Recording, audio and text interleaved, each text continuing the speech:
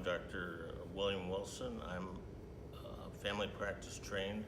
I came to this conference because of my interest in neuroscience and the brain. And so far it's been a fantastic conference. I'm talking now with Dr. Singh concerning his work he and his group is doing. I found his lecture to be extremely interesting. We had a lot of discussions from others about obstructive sleep apnea and CPAP and all the different aspects of that. But Dr. Singh brought to the discussion a way to manufacture oral appliances, a new way based on using cloud computing essentially and data points to figure out for each individual patient what is the proper dimensions of this device to work optimally. And somehow through, I'm not a computer geek, but somehow him and his team managed to collect enough data so they could easily now train dentists to utilize their approach, get trained in their approach, and be able to get these superior appliances for their patients. And I think this could be groundbreaking because appliances are safe, relatively inexpensive. They work very well for mild to moderate obstructive sleep apnea.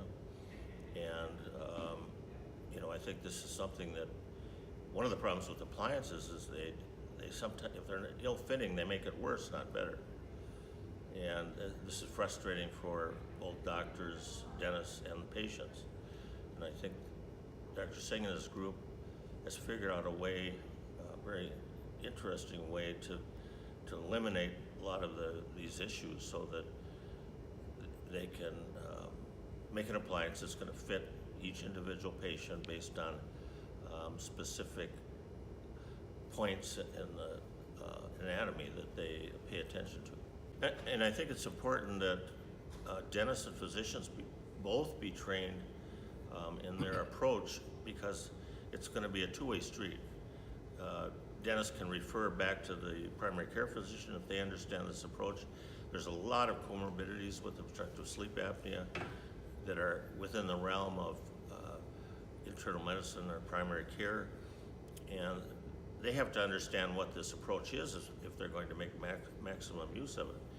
Likewise, some of their patients that they're seeing, they can recognize when they would be appropriate candidates for this approach and refer them to a dentist that's been trained in this method. This way there's a back and forth flow and everybody's talking, is on the same page, so to speak. I think this is wonderful because it's relatively inexpensive, it appears to be very safe, and it also appears to be highly effective. These are my criteria as a practicing physician of what I look for. So I intend to look into this approach myself, perhaps take the training. I'm going to talk to my own dentist about this, try to get him to sign up. I think it's just a wonderful approach, and I applaud Dr. Singh and his organization for what they've accomplished so far.